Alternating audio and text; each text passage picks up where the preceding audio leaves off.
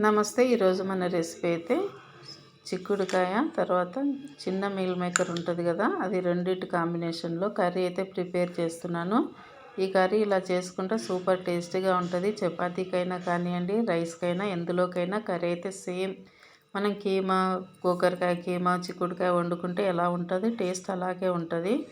ఇంకా దీనికోసం అయితే చిక్కుడుకాయ 100 గ్రామ్స్, ఒక హాఫ్ కప్పు చిన్న మిల్ మేకర్ తీసుకుని, ఒక టమాటో కట్ చేసి పెట్టుకున్న, ఉల్లిపాయ, కరివేపాకు, కొత్తిమీర. ఇప్పుడు స్టవ్ మీద అయితే గిన్నె పెట్టేసి ఇందులోకి 1.5 టేబుల్ స్పూన్ వరకు ఆయిల్ వేసుకుందాం. ఆయిల్ హీట్ ఎక్కగానే కట్ చేసి పెట్టుకున్న ఉల్లిపాయ అలాగే కరివేపాకు వేసుకుందాం. ఉల్లిపాయ కొంచెం ఫ్రై అవ్వగానే ఇప్పుడు అల్లం వెల్లుల్లి పేస్ట్ అప్పటిదప్పుడు దంపేసుకొని వేసుకోవాలి.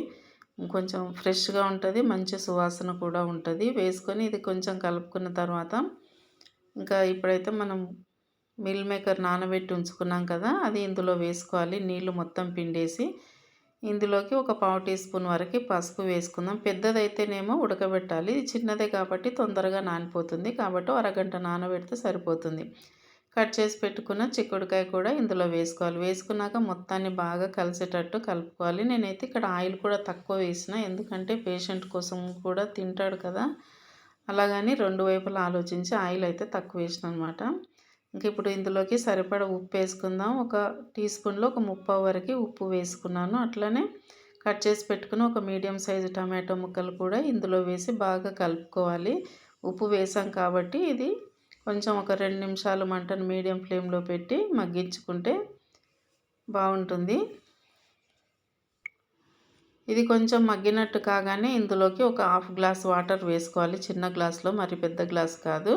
వేసుకొని ఒకసారి కలిపేసుకొని ఇలా ఉడకబెట్టుకోవాలి. కారం ఇప్పుడే వేసుకోకూడదు, తర్వాత వేసుకుందాం ఉడికిన తర్వాత. ఇప్పుడు ఇందులోకి అయితే ఎండు కొబ్బరి ఒక చిన్న పీసు తురిమి పెట్టుకుందాం. మరి ఎక్కువ కాకుండా ఒక టేబుల్ స్పూన్ వరకు వచ్చేంత వరకు. ఇప్పుడు ఇందులోకి కారం అయితే నేను ఒక పావు టీ స్పూన్ వేస్తున్నాను. మామూలుగా అయితే ఒక అర టీ స్పూన్ పడుతుంది, కానీ పావు టీ స్పూనే వేస్తున్నాను. వేసి ఇప్పుడు తురిమేసుకున్న కొబ్బరి కూడా ఇందులో వేసుకొని బాగా కలుపుకోవాలి. కలుపుకున్న తర్వాత ఇష్టం ఉన్న వాళ్ళు ఇందులో ధనియా పౌడర్ కూడా వేసుకోవచ్చు, లేదంటే ఇలాగే మొత్తం దగ్గరికి అయ్యేంత వరకు, నీరు లేకుండా డ్రైగా అయ్యేంత వరకు ఫ్రై చేసుకొని దింపేసుకోవటమే. ఇది ఎందులోకైనా సూపర్ టేస్టీగా ఉంటుంది కర్రీ అయితే. ఒకసారి ట్రై చేయండి, చాలా బాగుంటుంది. నచ్చితే ఒక లైక్ ఇవ్వండి. Thank you.